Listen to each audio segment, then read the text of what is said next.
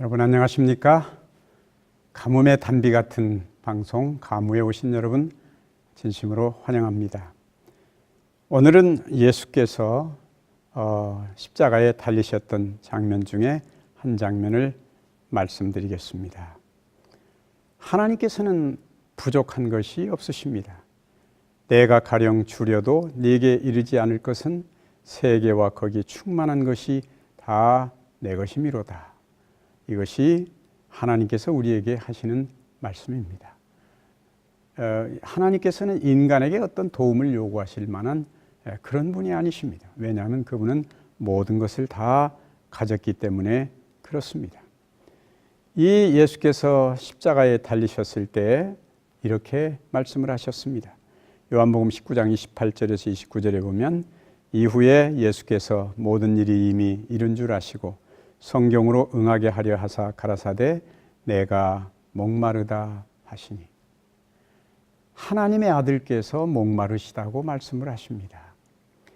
예수께서 세상에 계실 때 딱 2번 사람들에게 뭘 좀 달라고 하신 적이 있습니다. 그런데 참 기이하게도 2번 다 물을 달라고 하신 것입니다. 한 번은 요한복음 4장에서 사마리아 우물가에서 만난 여인에게 나에게 물 좀 달라 이렇게 말씀을 하셨습니다.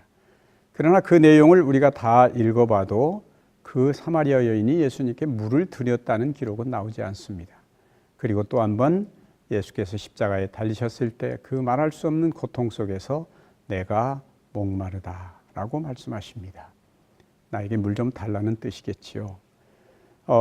우리는 이 예수 그리스도의 이와 같은 일을 통해서 사랑이신 하나님, 사랑이신 예수님, 인간이 누군가를 정말로 사랑할 때는 목이 마르다는 것이지요.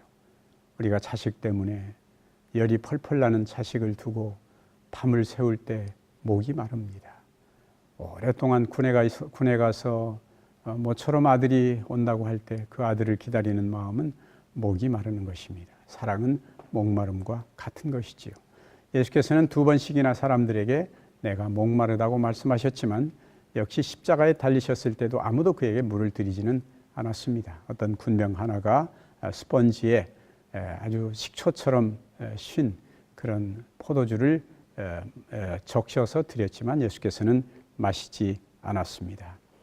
예수께서는 세상에 계실 때 언제든지 무엇이든지 원하신다면 기적을 행하실 수가 있었습니다. 예수께서는 어떤 잔치집에 가서 그 집에 음료수가 떨어졌을 때, 포도주가 떨어졌을 때 물을 가지고 포도주로 만드셨다는 이야기가 요한복음 2장 1절부터 11절에 나옵니다. 한 번은 제자 베드로가 세금을 받으러 온 사람들에게 세금 낼 돈이 없다 이렇게 말했을 때 마태복음 17장 24절에서 27절에 보면은 네가 가서 낚시를 던져 맨 먼저 올라온 물고기에 입을 열면 거기 은전이 동전이 있을 것이다. 그것으로 내라고도 하셨습니다. 예수께서는 필요하면 언제든지 기적을 행하시는 것입니다. 5,000명이 넘는 남자들 그리고 그 외에도 많은 여자와 아이들이 모였을 때에도 그들이 하루 종일 굶은 것을 아시고 그들을 위해서 물고기 2마리와 보리떡 5개로 그들을 다 먹이고도 12광주리가 남을 만큼 그런 기적을 행하셨습니다. 그런데 참 놀라운 것은 예수께서 그 많은 기적을 행하셨지만 그 중에 하나도 오로지 자기 자신만을 위해서 행하신 적은 없다는 것입니다. 물로 포도주를 만드신 것도 당신 자신이 마시기 위해서 그런 것은 아닙니다. 5,000명을 먹이실 때도 보리떡 5개와 물고기 2마리로 기적을 행하실 때도 그것을 당신이 잡수시기 위해서 그런 것은 아닙니다. 모두가 다 남을 위해서 그런 기적을 행하셨습니다. 그런데 여기 우주의 임금님, 육신을 쓰신 전능하신 하나님이 물을 좀 갖다 줄 사람을 찾고 있는 것입니다. 예수께서는 이 세상에 사시면서 모든 일에 우리와 똑같이 그렇게 배고프고 목마르고 졸립고 피곤하고 그러셨다는 것을 알 수가 있습니다. 그러나 그분은 그런 모든 것을 견뎌내셨습니다. 하나님의 아들이지만 그는 평범한 인간과 똑같이 사셨습니다. 그리고 때로는 평범한 사람의 호의를 받고 싶어 하셨던 것입니다. 한 번은 제자들에게 이렇게 말씀을 하셨습니다. 그때 임금이 그 오른편에 있는 자들에게 이르시되 내 아버지께 복받을 자들이여 나와 창세로부터 너희를 위하여 예비된 나라를 상속하라.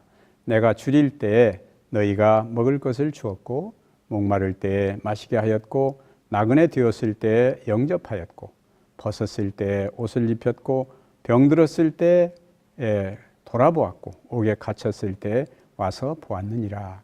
마태복음 25장 34절에서 36절에 있는 말씀입니다. 이 말을 들은 제자들이 아니 언제 우리가 주님께서 목마르실 때 마실 걸 드렸고 배고플 때 먹을 걸 드렸고 그랬습니까? 그런 일 우리가 도무지 기억이 나지 않는데요. 그때 예수께서 이렇게 대답을 하십니다. 내가 진실로 너희에게 이르노니 너희가 여기 내 형제 중에 지극히 작은 자 하나에게 한 것이 곧 내게 한 것이다. 마태복음 25장 40절에 그렇게 말씀하셨습니다. 예수께서 목마르신 것은 그 스스로는 하나님의 아들이기 때문에 하나님의 아들이 목말라야 할 이유는 없는 것입니다. 그럼에도 그는 그 절체절명의 십자가를 지시고 고통당하는 순간에 누군가 그에게 도움을 줄 사람을 찾고 있었습니다. 그것은 어쩌면 상징적으로 이 세상의 수많은 목마른 사람들을 위해서 그들을 도울 사람을 찾고 계시는 음성이라고 생각할 수가 있습니다. 진실로 하나님이신 예수께서 진솔한 인간적 도움을 필요로 하셨습니다. 그것은 오직 다른 사람에 의해서만 채워줄 수 있는 것입니다. 우리 주변에서 도움을 요청하는 소리가 들릴 때 예수께서는 우리가 그분의 목소리, 내가 목마르다는 음성을 그 고난당하는 사람들을 통해서 듣기를 원하십니다. 야고보 1장 17절에서는 아버지 하나님께서 보시기에 순수하고 흠이 없는 그리스도인은 고아와 과부들을 돌보아주는 사람입니다. 이런 사람은 세속에 물들지 않고 주님 앞에 늘 진실하게 살아갑니다. 이렇게 말씀을 했습니다. 또 요한일서 3장 18절에서는 자녀들이여 사랑한다고 혀에 발린 말을 이제 그만두고 진정으로 서로 사랑합시다. 그리고 그 사랑을 우리의 행동으로 보여줍시다. 이렇게 말하고 있습니다. 사랑이라고 하는 것은 구체적이어야 합니다. 행동으로 나타나지 않고 마음속에만 있는 사랑은 우리가 사랑이라고 말할 수가 없는 것입니다. 예수께서 십자가에 못 박히셨을 때, 목마르실 때 누군가 물을 한 그릇을 떠다 줄 그런 진솔한 인간의 도움을 필요로 하신 것처럼 세상에는 그런 도움을 필요로 하는 사람들이 너무나 많이 있습니다. 그들의 목소리를 들어보라는 예수님의 말씀이라고 생각합니다. 예수의 이름으로 우리가 다른 어떤 사람에게 작은 친절이라도 베푼다면 예수께서는 그것을 당신 자신에게 한 것이라고 말씀을 하셨습니다. 저는 지난 한 1년 동안 아프리카를 다녀왔습니다. 아프리카에 여행을 했습니다. 제가 에티오피아에 좀 여행하면서 마음에 깊은 감동을 받았습니다. 여러분이 아시는 대로 에티오피아는 1950년에 한국 전쟁이 일어났을 때 그 먼 나라에서 한국에 6,500여 명의 보병 군대를 파견했던 나라입니다. 이 에티오피아 지부티 항에서 우리나라 부산항까지 14,500km입니다. 그 머나먼 길을 6,500명이나 되는 군대가 한국의 어려운 사정을 듣고 우리나라를 지켜주기 위해서 왔던 것입니다. 그들이 21일 동안 배를 타고 왔습니다. 그들이 중부전선 미 7사단 예하에 들어가서 화천, 양구, 춘천 이런 등지에서 싸웠습니다. 여러분이 아시는 대로 이 중부전선은 가장 전투가 치열했던 곳입니다. 피해 능선, 철의 삼각지 이런 곳이 다 거기 있습니다. 이 에티오피아군이 거기에서 253회의 전투를 했습니다. 중공군과 253회의 전투를 했는데 정말 놀라운 일이지요. 253회의 전투 중에서 단 한 번도 지지 않았다는 사실입니다. 그들이 얼마나 용감한 사람이었는지를 우리가 알 수 있습니다. 그 6,500명의 군대의 대부분이 거의 다가 황제의 친위대였습니다. 황제 친위대라는 것은 대단히 어려운 훈련을 거쳐서 온 사람들입니다. 황제 사관 학교를 나와야 되고 거기에서도 많은 훈련을 거쳐서 황제 친위대가 되는데 전원이 다 그들이었습니다.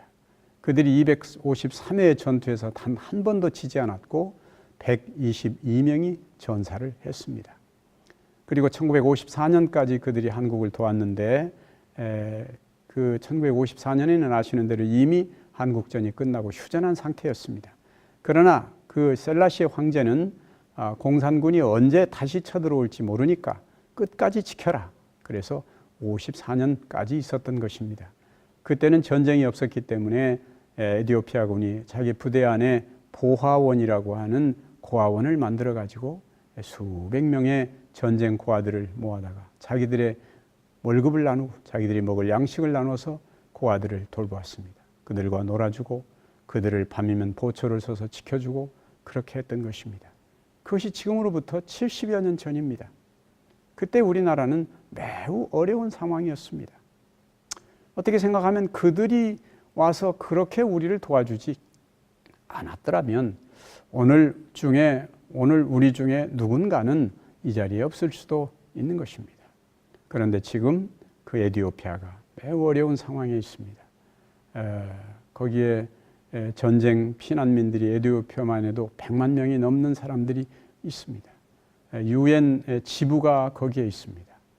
그들에게 얼마나 어려운 상황인지 모릅니다. 제가 그곳을 방문하면서 거기에 맨발을 벗은 아이들이 아주 많이 있습니다. 뭐 거의 시골에 어른이나 아이나 신발을 신고 다니는 사람이 거의 없습니다.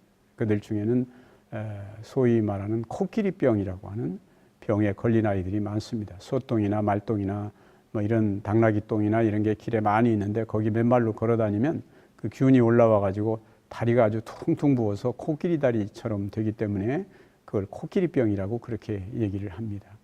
그런 아이들이 수도 없이 많습니다. 그래서 이 아프리카에 병원을 세우고 또 의료시설을 지원하고 학교를 짓고 교회를 짓고 하는 일에 그동안 노력해 왔습니다. 제가 왜 이런 말씀을 드리는가 하면 우리가 그런 작은 아이 하나에게 한 것이 곧 예수 그리스도께 한 것이다. 예수께서는 아직도 목마르다고 말씀을 하십니다. 이 세상에는 거기 말고도 우리 가까이 있는 북한이나 방글라데시나 또 뭐 수많은 나라들이 그렇게 어렵고 힘든 나라들이 있습니다. 거기가 아니라 하더라도 우리 주변에는 정말 힘들고 어렵게 살아가는 사람들이 많이 있습니다. 예수께서는 그 모든 사람의 목소리를 대신해서 내가 목마르다고 말씀하십니다. 우린 그들에게 예수 그리스도께 물 한 잔을 드리듯이 그들에게 냉수 한 그릇을 준다면 그 상을 잃지 않으리라고 말씀하셨습니다.